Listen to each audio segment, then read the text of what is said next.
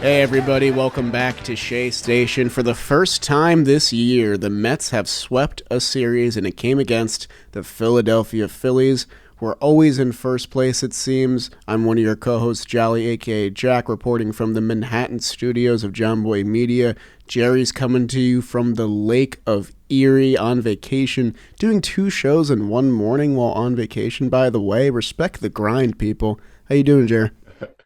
I'm great, man. It was awesome to hear Howie Rose on the call. His Uh, debut in the intros. I love it. It's I great. know that's why I'm pumped. So our Mets fans are absolutely spoiled when it comes to the broadcast teams from the TV and the radio side. Just the best of the best on both ends of it. It's almost a shame because I think Howie Rose is incredible Hall Mm, of Famer. Obviously, yeah. he's a hockey Hall of Famer, but I Oh, think he deserves it on the baseball side too. Uh, Nobody talks about it because of how good our TV broadcast is. Well, people talk about Howie and Wayne, but just spectacular. I remember, especially when they do national games like the last couple of nights, yeah.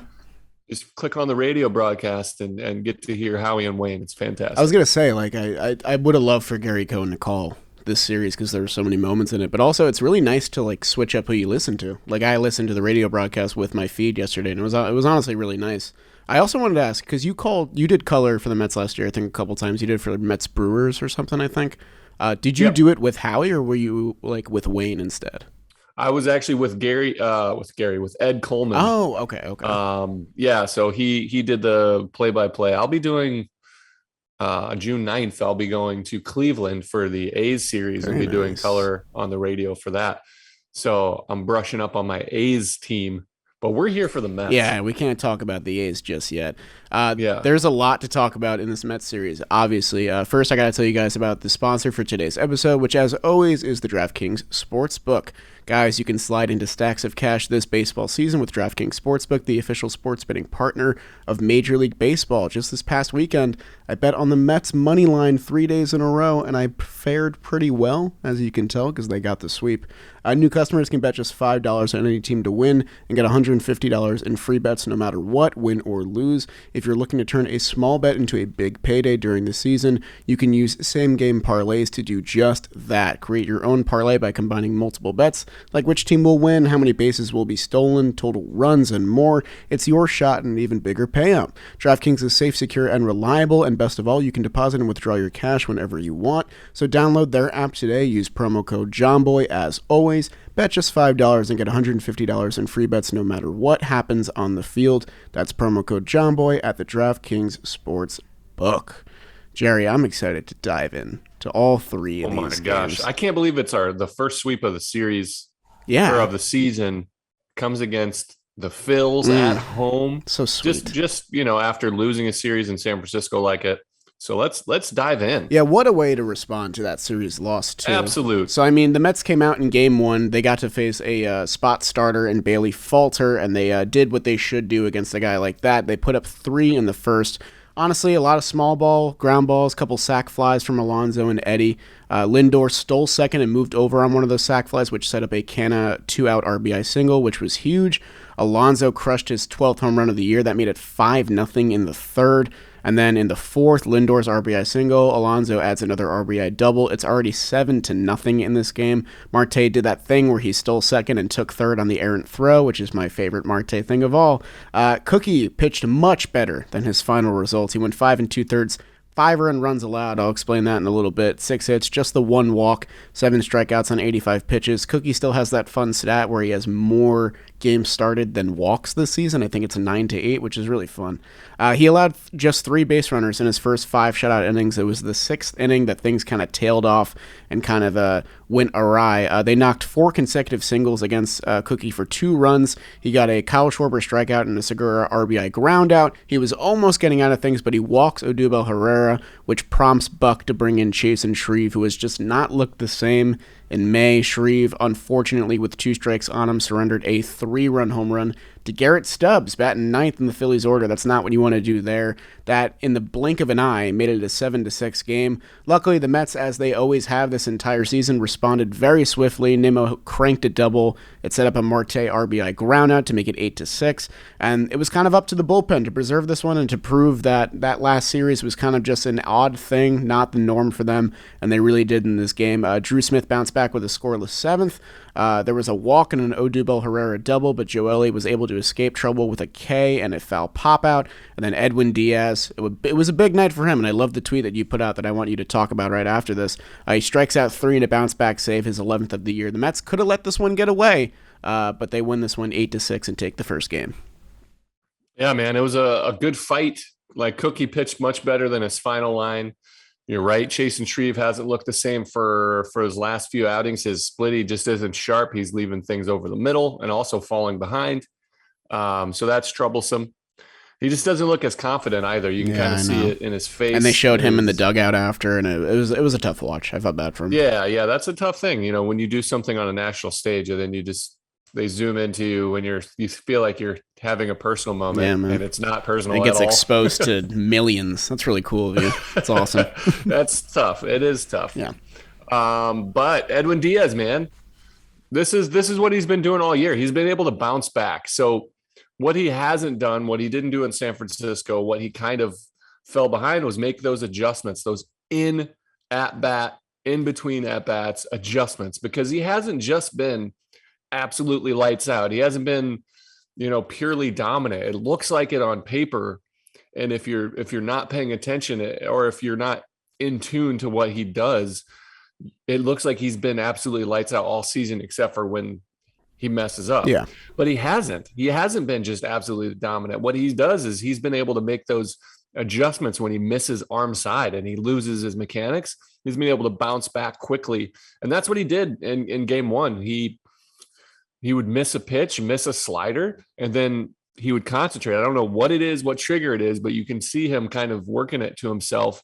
And then he dots that down and away fastball and that down and away slider. So anytime you see the slider actually get to the glove side of the plate away from a right-handed hitter, that is a good key for his mechanics. Yeah.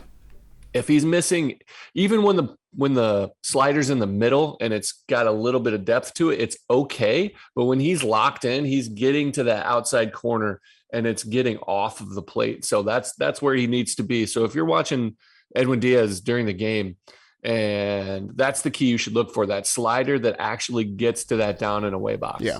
Doesn't hang in the middle there. And, he's looked good against the Phillies all year. I'm trying to pull up his stats because he's gotten some huge outs against this team this year. He obviously finished off the no-hitter. On the year, 6 innings, 1 earned run, 13 strikeouts for Edwin against the Phillies.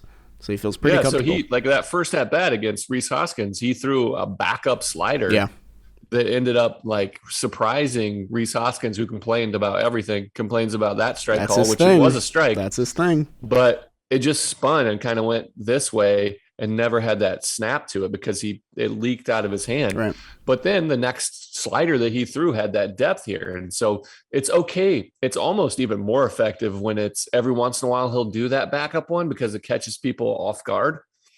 And then he gets back to that good one. It's when he's consistently leaking it is when he gives up damage like he did in San Francisco. Right. Yeah, game 2 for us, Jer? I do. Game 2, a W. A win for Jerry. A W. Oh, my God. I'm coming back, man. We're making it. Beautiful. Game 2 pitted Taijuan Walker coming off 7 shutout in Colorado. I can't stress how amazing that was, but he was incredible. Facing off against Zach Eflin, who was almost as impressive his last outing against the Dodgers. Went 7 innings, gave up 2 solo shots for his only 2 runs, and had a career-high 12 strikeouts. Didn't really fare well for him in this outing. But to the delight of our own Jolly Olive, Luis Guillorme hits leadoff for those Mets. Beautiful. Let's get to the action. In the bottom of the second, Eddie Escobar and Cano go back-to-back singles, leading to a sac fly from Dom Smith. 1-0 good guys. Top of the fourth, still 1-0 Mets. The only trouble really of the day for Taijuan Walker, he gives the bases loaded. JT Real Muto singles home 2 to make it 2-1 Phils. Taijuan would go 5 and give up just those 2. But it's 2-1 Phils. But the Mets answer immediately in the bottom of the fourth with a Jeff McNeil 3-run homer off of Zach Eflin to make it 4-2 Mets. They add on bottom of the fifth. Lindor triples into. Alonso adds a sac fly. Then in the bottom of the seventh, Lindor drives another home to make it 8-2. That's how the game would end up, an 8-2 victory for those Mets in game two. A game two that they never win for your boy. Yeah, come on. They won it. I was so excited. Taijuan goes 5, gives up 6 hits, 2 runs, 3 walks, only 1 K. But he looked really solid. And Guillorme from that leadoff spot goes 3 for 3 with a walk. Very solid, played great defense. Just a really good victory for the Mets to secure the series, take the pressure off of that game 3. Just a good game, man. Just punish their starter and never let their foot off the gas. Yeah, lots to love in this game. Obviously, I'm a big leadoff Guillorme guy. Obviously, I want Nimmo to be healthy first and foremost, but if it means that, Luis gets the start and he gets to go leadoff, he's just a perfect candidate for that. And yeah, 3 for 3 with a walk. This was after 4 or 5 days on the bench, so good for our guy Luis. Colin Holderman has been an absolute revelation. I don't know. He was nasty with those 2 innings. I found it really interesting that somebody pointed out on Twitter that Holderman would have been eligible for teams to take in the Rule 5 draft this year if the Rule 5 draft happened. So the Mets kind of got lucky there, being able to keep this guy because he looks like he's a secret weapon. He's got 8 shutout innings on the year, 10 Ks, and he ate 2 innings in this game, which was huge for the Mets bullpen. Ottavino and Luke. He's been doing that, man. He's been really good, chewing up a couple of innings and doing it in a dominant fashion. Also, so good for him. He's another one of these guys that is going to go on the Mets bullpen basketball team. He's 6'7", 240. That's a He's big 6'7"? He doesn't look it out there, does he? Maybe he's 6'5" and they bumped him up, but that's a big boy. That is big boy. 6'7", 240. Yeah, that's big boy status right there. Wow. And then Ottavino and Lugo, they were both really good here too. Hitless 8th, hitless 9th. Ottavino's a sneaky big guy too. Oh yeah, and we're going to talk a little bit about him later. But when Ottavino gets his rest, he looks solid. Just made one bad pitch last night that we'll talk about. Yeah, I mean this was just a sound win. The Mets got that home run in the rain from Jeff McNeil, which was really cool because the crowd was getting kind of amped up. We figured out the origins of his very finally. I was wondering, jazz from Wedding Crashers. Makes perfect sense. By the way, Wedding Crashers didn't really age very well as a concept. Yeah, not really. But it's still... it was kind of cringy. I rewatched it. It must have been a couple years ago. And I'm like, there's some really, really funny parts. But it's also... Yeah, it didn't really age great. And I didn't grow up in a Will Ferrell house, so that wasn't a part of my upbringing, a lot of the comedy movies that I watched. So. Oh, I love Will Ferrell. Yeah, no, I get it. And to each their own. But that I was more an Adam Sandler house, that kind of thing. So, which I mean, can you have one without the other? No, you can. Saturday Night Live guys you can tend have to both. roll together. You can definitely have both, but Okay. My dad, take it up with him, I guess. Hey, I'm more on the Adam Sandler side myself, but I love some Will Ferrell. So that took us to Game 3. The Mets had already sealed the series. They could have punted this one away, but they still looked like they were hungry for the sweep, which was nice. They had to sit Brandon Nimmo a second consecutive day. I'm hoping we see him in the lineup tonight. Hopefully that sore wrist isn't bothering him too much. McNeil got a rest day as well due to wear and tear, as quoted from Buck. I'm sure that's just a fatigue thing. Hey, protect your guys, especially if the series is won. We're going to need them for that West Coast gauntlet we got coming up. The Mets had Zach Wheeler in this one, and Zach Wheeler is calibrated, finely tuned, no longer injured, so I was definitely worried about this offense against him. But we put up 3 in the first. Kind of a weird first-inning rally from the Mets. Pretty bizarre.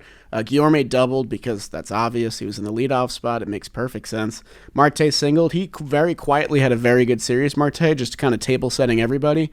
It set up a Lindor fielder's choice to Hoskins where he probably could have got 2 outs, and instead they got, I think, none on the play. It was very bizarre. And then back-to-back RBI groundouts from Eddie and Canna made it 3-0 Mets in the first. Chris Bassitt was pretty good in the first 2 innings. He ran into a nasty jam in the third where he walked 3, gave up a double, but it got a huge double play from Alec Boehm that surrendered a run and then struck out Nick Castellanos. It was bases loaded, nobody out, so that very easily could have been an inning to get away from Bassitt, but luckily he remained composed, and that really set him up for a terrific outing that he absolutely needed in bounce-back fashion. After that shaky third, he went 9 up, 9 down against the Phils. He struck out 7 on the night with 6 innings, 1 earned run, 2 hits, 3 walks, 100 pitches. Exactly the kind of outing we needed from him because he is the de facto ace of this rotation now. And everybody turned in great performances starting pitching-wise in this series. So that was really nice to see. Wheeler struck out Eddie and Lindor to squander a 1-out Marte triple in the 5th. That was a run the Mets probably could have used because of what happened later. Drew Smith came in for an inning. He dislocated his finger on a comebacker trying to barehand it. Kind of a reflex thing. I don't really blame him for trying to go for it. He probably wasn't thinking in the moment. Luckily, he is not going to go on the IL. He's just day-to-day. They're going to rest that up, and the x-rays were negative, so that's good.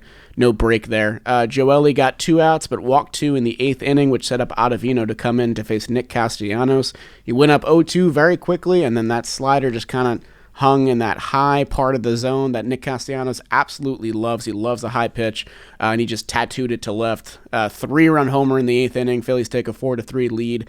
This looked like one that was going to get away from us. And obviously, you won the series. You feel good about that. But I'm looking at that June schedule, and I just think every win you can get, you absolutely want to have.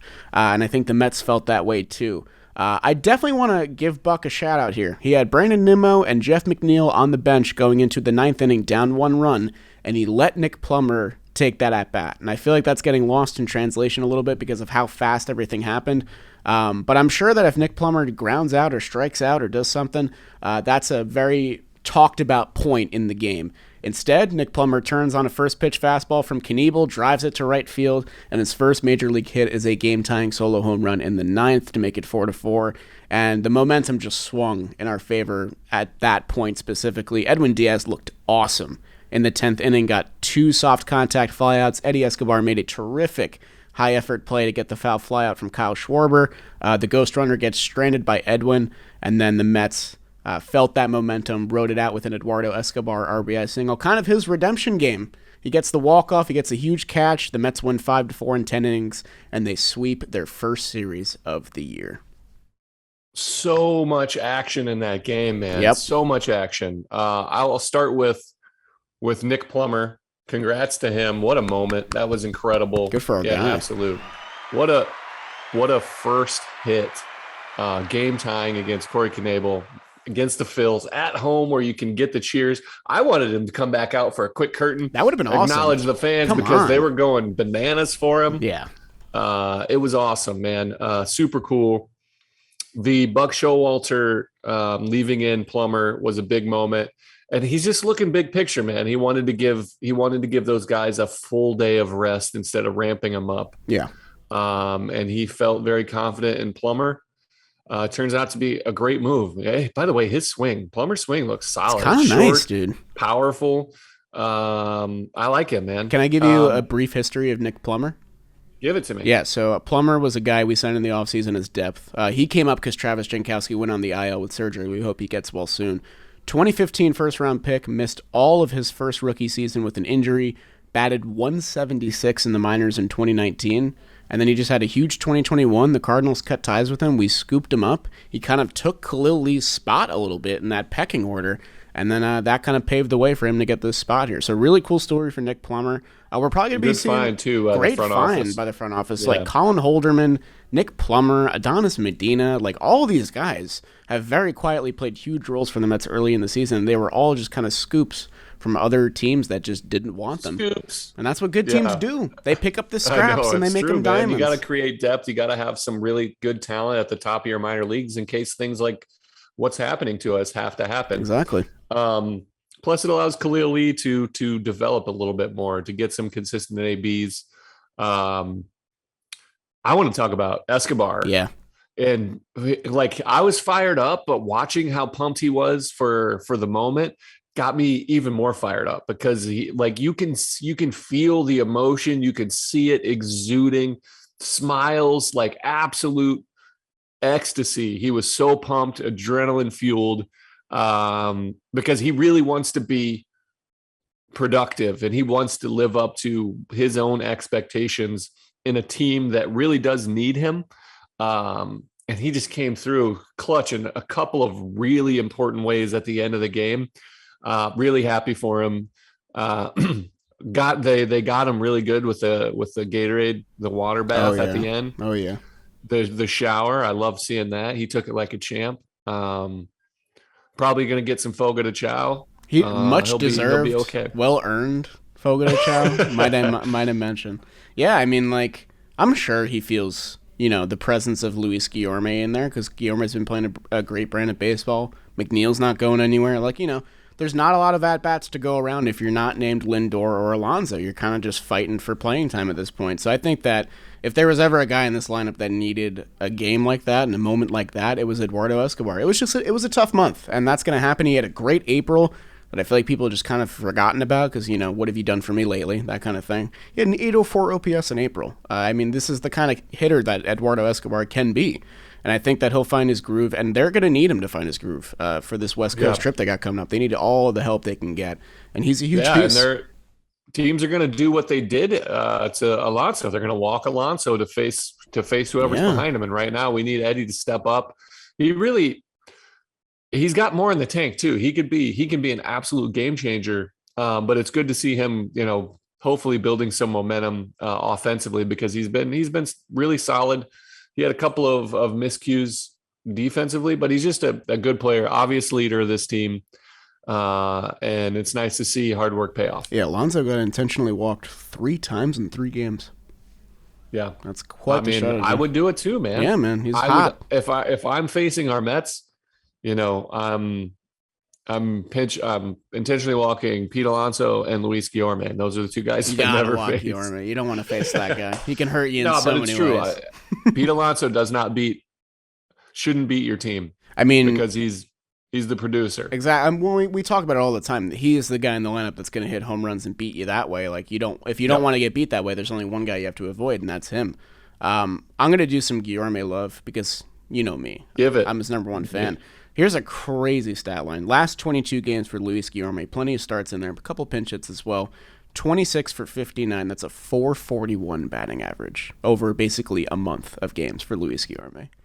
I mean, like, I didn't have this in my book, like, at all. Like, I had a Guillorme breakout, sure, playing a nice brand of baseball, but he has a 163 OPS plus right now.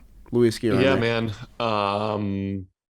I didn't see it either, to be honest. I played with him for a few years. Yeah. I think he's a great player, obvious big leaguer, glove first guy. Yeah. I'm not sure if it's sustainable. I'm not going to question it.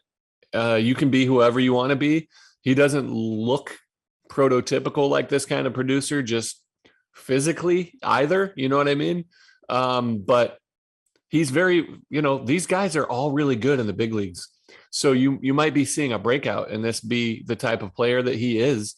Because he's still, 27 years old? Yeah, he's 27. 27. He's developed. He's learned what it means to be in the big leagues, how to go about his business day to day. Yeah, man, he looks great. I hope this is who he is. Either way, even if he kind of dips down, he's still a very valuable big league player, especially to this team that needs some flexibility. He's an excellent big leaguer. Also really like a fun teammate to have around. So I hope this is him, man. I hope this is, elite Guillorme time. Elite Guillorme. Saying Luis Guillorme is a fun name to say. Oh yeah, for sure. And I mean, the signs were kind of there from last year. He didn't hit for a lot of extra base hits but 23 walks to 23 strikeouts this year. 11 walks to 12 strikeouts. That's just a recipe for success. If you're drawing as many walks as many times as you're going down swinging or looking. I mean, there's just so much to love from the Mets right now. There's so many different avenues and routes you can go with this team. Lindor really rounded out his month of May in a great way. He has more RBI this season than he did in the entire first half of last year, 37 to 36. Pete Alonso just set the record for most RBI in the month of May in Mets history with 29. And the month's not even over yet. He could further his lead there. The Mets didn't reach 30 wins until June 9th last season. They did that a couple days ago. I mean, everything feels different, man. Everything about this team feels different. Yeah, man, it's been a good run. And again, they're doing it at a time when they don't have basically their top 3 pitchers. Yeah. McGill was on the border of making the roster or whatnot. I always thought he was the number 5 guy either way. Yeah. But he was like one of the aces. Obviously Scherzer, DeGrom. It's good to see DeGrom starting to throw, being around the team. That's a positive sign. But they're doing it without some big guys. They're resting. They're not over reliant upon any particular player. They're just playing a really, really good brand of baseball, and victories are coming, man. They're doing it. People are stepping up. They're again, the number one thing that Buck Showalter does is he puts guys in a position to be successful. We talked about that move for Nick Plummer. If he grounds out, that isn't on him. Mm-hmm. Nobody's going to be like, oh, how dare he didn't come through for us there. But since he came through, he gave him a Buck gave him a moment to be successful, thought the matchup was great, and great things happen. And so if you present every player with basically a win-win situation, which he's doing, you're going to come out on top. And so that's really what he's done with his rotations, with giving guys extra days off, extra ABs, whatever the case may be. He's putting his players on a long-term successful pattern and pace of play. It's awesome to see. Yeah, I just love that Buck loves the guys on the bench. He really just gives them their time to shine when they deserve it. I want to circle back to the injured guys that we have right now, because it's almost hard to remember that these guys aren't available since the Mets have been winning so many ball games. But Tyler McGill, he's expected to throw live batting practice in the next couple of days. He's then going to get evaluated for a minor league rehab start and probably going to need 1 or 2 of those. So that puts him on like a 2 to 3 week timetable right now, which is pretty good. Optimistic for the Mets. Jacob deGrom said that he feels completely normal. I don't know what to take from that. I know that it's like a body healing injury, so the Mets are still going to take their sweet time and like be as cautious as possible, because the last thing that you want to do in that scenario is bring him back too soon and then lose him for an impending postseason run. Yeah, so for me, the way they're approaching deGrom is if he doesn't feel like completely normal, then it's pass fail. Yeah. So it's either all and he can just ramp it up and move and progress forward, because anytime something pops up, that's a pretty telling sign that there's still some issues going on. So that's a great sign. And again, the fact that he's with the team, he's throwing on the field, he's traveling. I think he's traveling or going to be traveling is a positive sign, because he's in New York, because he's a Florida guy, always wants to be home. So when he's around the team, he's around the team with a purpose. Yeah. So, I mean, that's a really good sign. It's just nice to see him back with his teammates, too, I think. Like, I miss the DeGrom Scherzer interactions in general. And, like, it's so odd because he's been our best player for the past 3 years.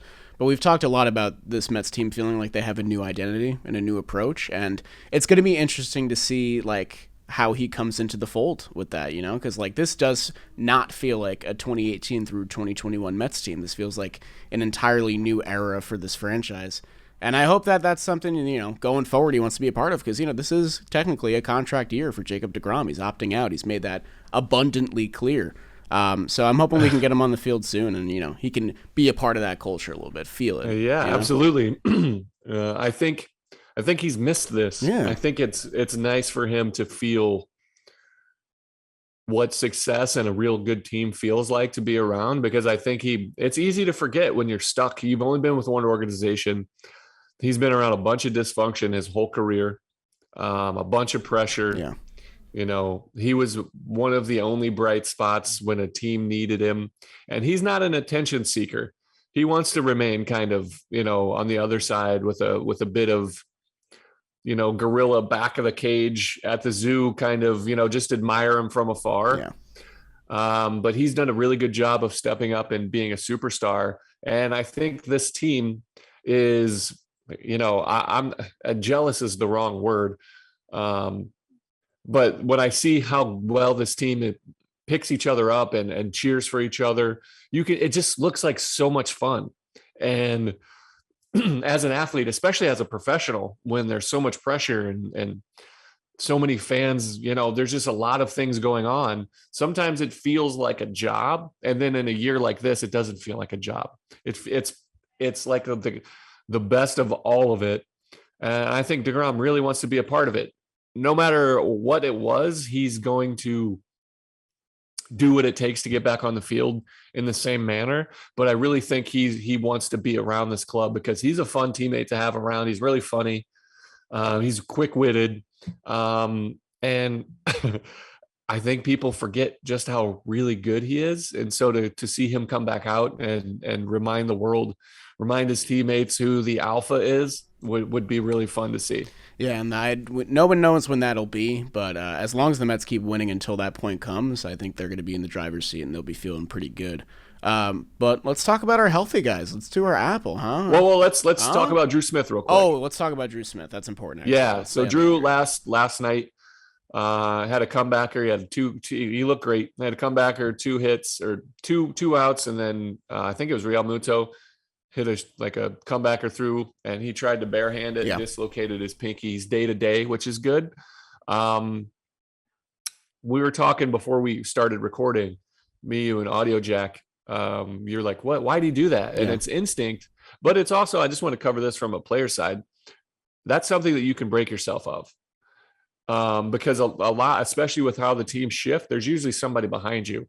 You know, if it's a lefty, the shortstop shaded over, it's a righty, the second baseman shaded over. So I always checked where my defense was, and I reminded myself, if the ball's coming sharp at me, I've got a guy behind me, so get out of the way. Because when you're 60 feet, 6 inches away, and then after you pitch, you're even closer, it's really hard to tell speed and depth perception on this ball coming at you, because you get this big swing and then you don't know how fast it's coming. So it's a little bit kind of off-putting. So if you know where your defense is, you can teach yourself through repetition on how to get out of the way.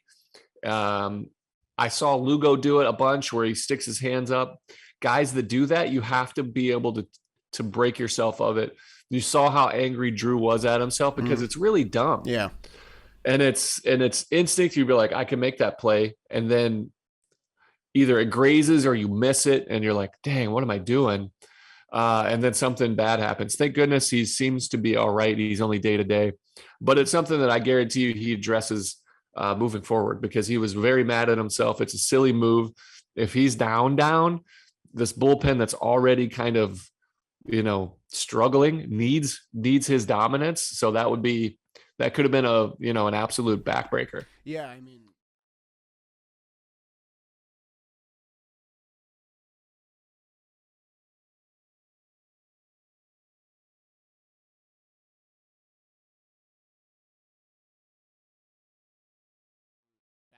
that needs to be broken, because that kind of thing will happen in any given appearance. You don't really know when that kind of thing's going to happen, and you have world-class defense behind you. Like, you got absolutely, you got to let that ball go through. And even if there's nobody behind you, get out of the way, man. Yeah. It's a single. Get out of the way. Your health is more important. We're still in May. Just, you got to teach yourself how not to do that. Again, it's an instinct thing, and so you have to break your own bad habits. Yeah.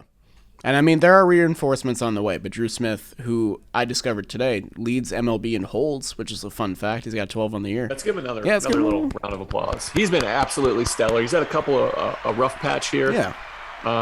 But just a nice and integral part of this team. And, Buck slid him back down to that 6th, 7th inning range, and he looks like he did in April. And I just think that's the key. Maybe he just wasn't ready for those high intensity situations. I honestly think he's ready. Yeah. I just think he had a couple of bad ones. He had walked a couple of guys already, too many walks, but he's been dominant. I think he might get another chance if the bullpen lines up to where guys aren't going to be available. He's the guy that'll slide in and get another 8th inning shot.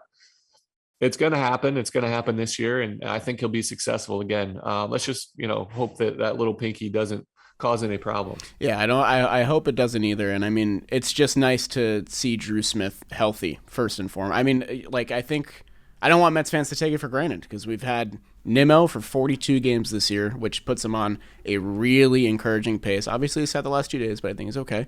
Drew, I haven't seen him throw, what was it? I think his career high was last year, and he threw 40 games, right? Yeah, and he's coming off of, this is the year after Tommy John. He's like 2 years out. This is his 3rd season. Yeah. This is usually when guys start to remember, and their body starts to remember how it feels to be healthy and back to normal. So yeah, he's on a good path. 31 games for Drew last year. He's already up to 20 this year. So that puts him on pace for like his first real full season. So I hope that, avoid all the freak injuries, take care of yourself, and, put yourself in spots to succeed, because I want to see Drew all year long. Yeah, we do. Yeah, man. Apple time? Apple time. Don't want to rush you into it. That's all. Lots of good choices. Oh my gosh. Do you want to go first? I think I want to go go first. Me to? I think I want to go first. Okay. I'm going to jump the gun here. Go for it. I thought about doing Plummer because what a moment for the kid. And what a moment. Like, if it would have been a walk-off, he gets it. But, he gets it for sure. To sweep. It's a game-tying home run. It's his first major league hit. He jumped on the first pitch. Got a sweet swing. I'm excited to see more of him. And I think because of the home run, we will see more of Plummer. And then he'll get a future apple from me because he'll be really good. So I'm not going to give him my apple this time. Foreshadowing. Yeah, I can see into the future. We all know this. Come on. We predicted Drew Smith's breakout. We know. Come on. I am going to give it to Chris Bassitt. Nice. Good for Bass. Bassitt kind of, didn't really have a tough May. He had a really tough start against the Giants last time out, and it was kind of, I would say, discouraging just because, you lost your top two guys, and this is the guy you look at as the ace now. In this past two starts, it was 4 runs against the Cardinals in a game that we won the 7-6 comeback with Alonso, and then 8 runs in that 12-13 loss to the Giants. And we needed him big time in this game. Even though the series was won, I wanted to see a bounce-back effort from Bassitt to move forward with the right mentality. That third inning got a little ugly. I mean, with that curveball to Bryce that I thought could have got called for strike 3. Instead, Bryce walks. There was 3 walks in the inning. It was a 50-50 one. Yeah, I mean, you could have turned either way. And I mean, a lot of things haven't been turning Bassitt's way recently. That's just a fact of his last 2 starts. But to get that ground ball and to strike out Castellanos and not be afraid of the situation, that's ace-type stuff, to keep your composure there. And to go 6 innings for a bullpen that's been, they've been feeling it. They've been having to pitch a lot recently. To give them 6, go 100 pitches, strike out 7, only had those 3 walks in that 1 inning. He was spotless otherwise. Against the Phillies lineup that, we're talking a lot of smack about Philly. They haven't been playing well. That's still a scary lineup to face every single time. Absolutely. I once had to face them 4 times. Bassitt's already had to face them a couple times. That is not an easy day at the office. And Bassitt made it look easy, which is exactly what you want your ace to do. So he gets my apple. First apple of the year for Chris Bassitt. Congratulations to him. He gets mine. Good job. Also, I want to give Seabass his nickname. Oh, nice. Seabass. Seabass. Because we talked about Will Ferrell and Adam Sandler. You can't mention those two without talking about Jim Carrey. Seabass, one of the great Dumb and Dumber characters. He's in all of it. I watched Truman Show recently, and very good movie. Yeah. That's the serious turn, the dramatic actor. It's his best movie. He's underrated. It's his best movie, I think. You think? I think so. Why? What would you say?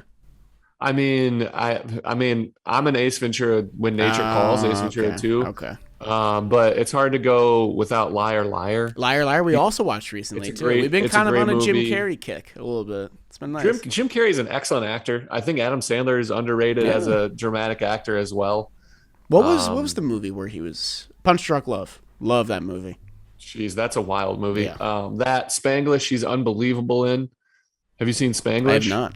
He's a chef. It's fantastic. And then Uncut Jams. Oh, I love Uncut Jams. I'm hypothesizing that new Nicolas Cage movie where he plays himself is going to be his Uncut Gems. I haven't seen it yet. I tried to see it last weekend, but I saw something else instead. I heard Pig was really good. We can talk movies if you want. We can go the Shea Station movie. We could, but you got to give me your apple first. I know. So shout out to Seabass. So my apple again. I could have gone another way. So I want to shout out a couple of guys. I want to shout out Pete Alonso, 4 for 7, 5 more RBI, 4 walks, a double, just producing, just an absolute executive producer of our Shea Station podcast. That was slick. I like that. Starling Marte, you called it, the table setter, the disruptor, taking second, getting third on the errant throw. Guillorme from the leadoff spot, 5 for 8 with a double and a walk. But I'm going to give it back to back to our man, Mr. Smile, Francisco Lindor. Back to back.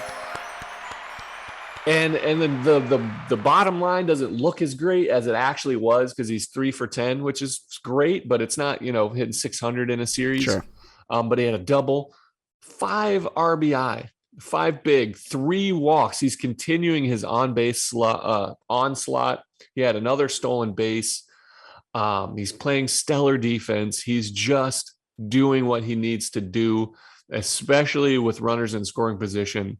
You can't because he's in front. Pete Alonso's protecting him, so he's going to get better pitches to hit because they don't want to face Alonso. With those two being as great as they are, it's been, that's the heart and soul of that order. You call it the heart of the lineup for a reason. Yep. And they've been absolutely productive from that spot. On top of his defense, he's got to constantly answer questions or people questioning his contract because of how big it is. Mm-hmm. He's been absolutely productive enough to warrant that. And he's still young. He's going to be around for a long time, but it's very positive signs for Francisco Lindor. Yeah, two things I want to point out there that you mentioned, the young thing.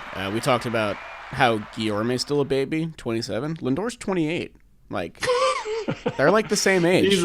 It's kind of that's weird. Wild, isn't it? It's people, yeah. And so that's probably, well, not probably, it's definitely why he got such a large contract, is because he's just now coming into his like peak years. Mm-hmm. He may not be, again, I don't want to speculate and project on what we think he's going to be right now.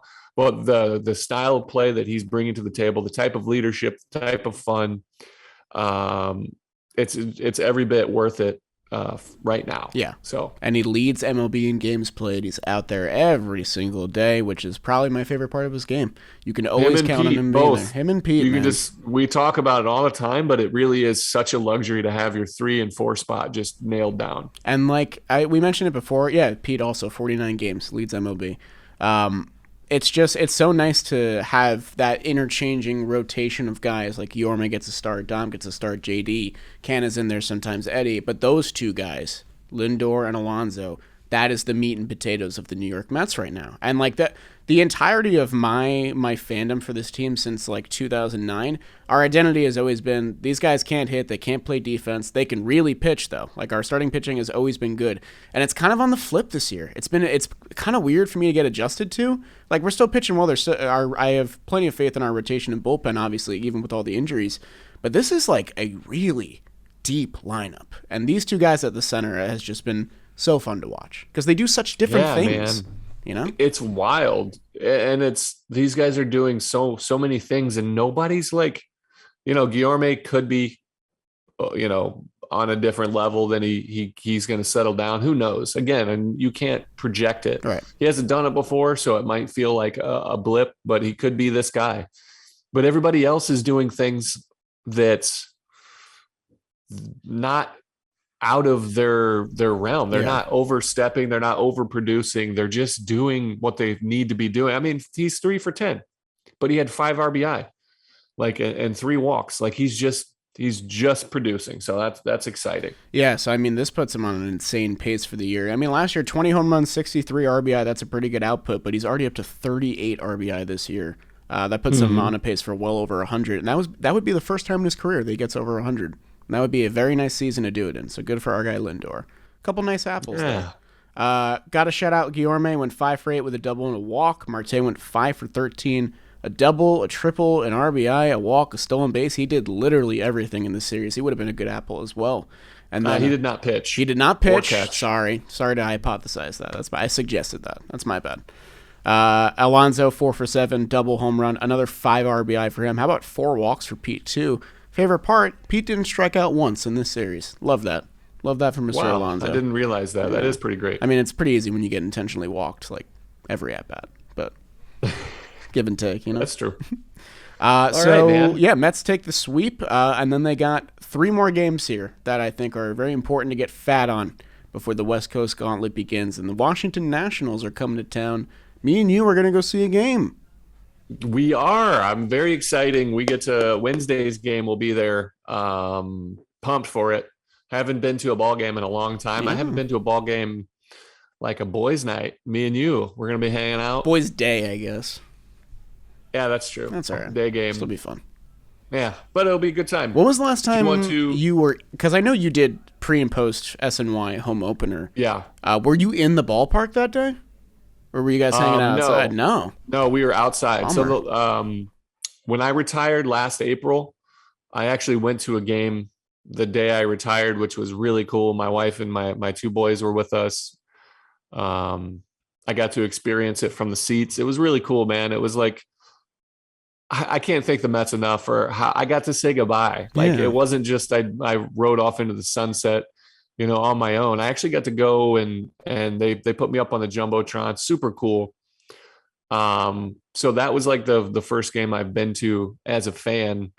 And I haven't been back since. Wow. I'll eventually start going to more games if I'm not working all the time. But yeah, I'm really excited to just go and enjoy the game. It's awesome, man. All right, well, let's should we break it down? You got these probables for me? Yeah, let's look ahead. We got the last of the homestand before we hit that second West Coast back-to-back trip. So this is important. We took 3 of 3 from the Phillies.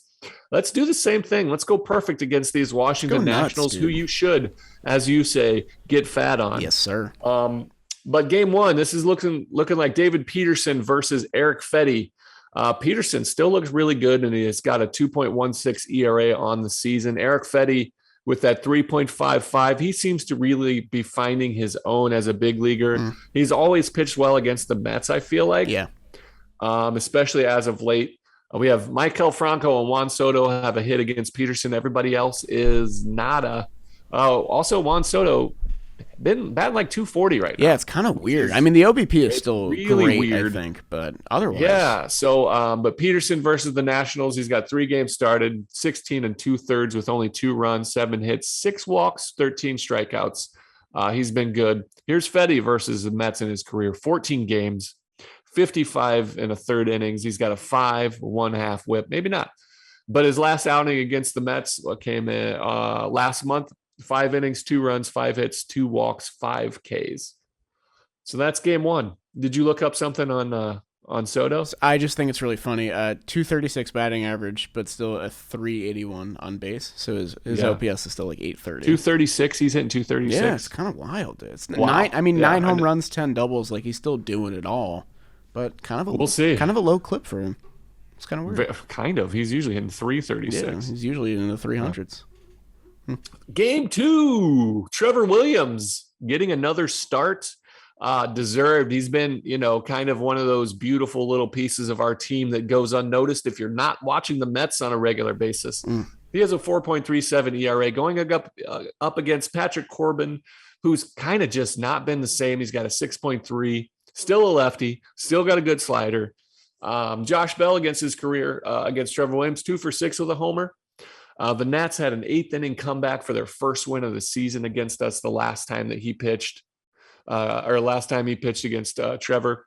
Corbin against the Mets, 9 innings, 2 earned runs, 8 hits, 6 walks, 9 Ks.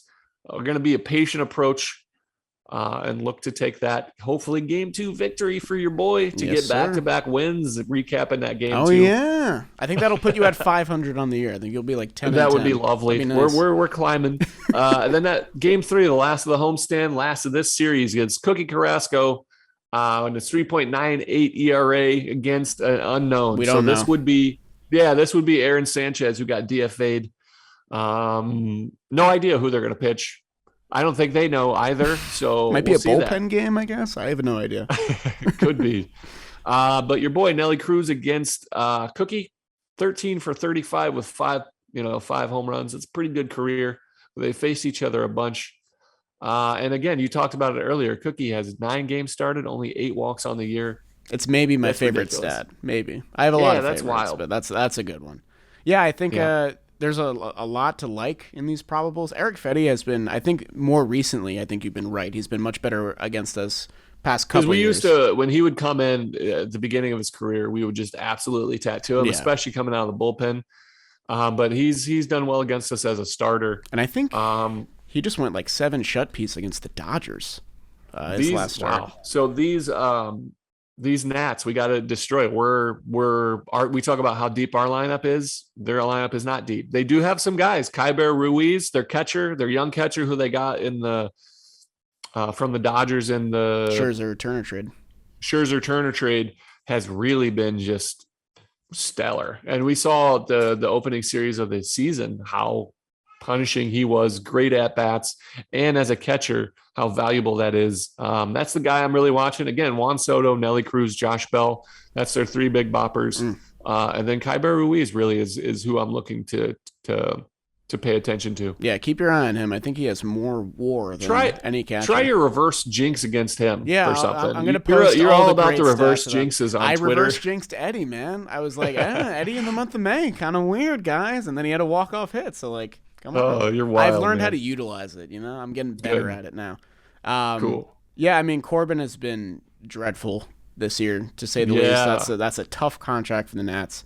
Yeah, that's a weird one too, because it looked like such a good contract to get paired with Strasburg and won them a Scherzer. World Series. So like, I haven't asked Nats fans about this because I don't know a ton of Nats fans just in general. Like if it's a 6-year deal and it pans out in this horrible way, but you got a ring out of it, like how upset can you be? I don't know. That's what I mean. You ask the Phillies fans if they still love their World Series win, because they took a lot of bad contracts to get that, and they're kind of they buried themselves for a little bit.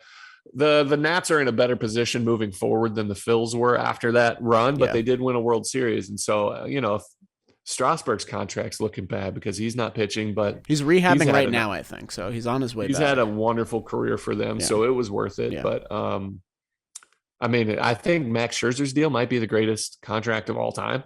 Might be. Who knows? I mean, 7 what years was it? of just pure dominance. 7, like 180, right? I think it was 7 for something wild with like half of it deferred, which is insane. Plus they ended up trading him at the end and getting Josiah Gray and Kyber Ruiz. Yeah, most of it was backloaded. Like first year was 17 million, last year was 35 million. So weird. Go. Yeah. So so he's getting paid so much money right now because the Nats are also paying half of his contract. It's insane. Those checks, I can't. So. Here's a little story. Yeah. In A-ball, we're in Daytona Beach. What year is this? Like 06 or something? 06. I want to say 06. So I'm in Daytona. This is high A for the Cubs, making like $1,050 a month. Swimming in the living with like 9 guys. Beautiful on the beach, awesome town, had a great time. Cool. And then on our team was Jeff Samardzija, who just signed there's a name. He just signed a 5-year, $10 million deal to not go into the draft. Oh, okay. For football. So the Cubs signed him to make sure he didn't go in. Is this 6 or 7? I can't remember. Anyway, so he's, I just remember seeing his paycheck where every 2 weeks we get paid, and I looking at my paycheck and thinking, I can't pay rent and eat at the same time. And then I'm sitting next to Jeff, and I was like, let me see that thing. And he like just tips it towards me. Man. And he's so, he over 5 years, he's making $2 million a year.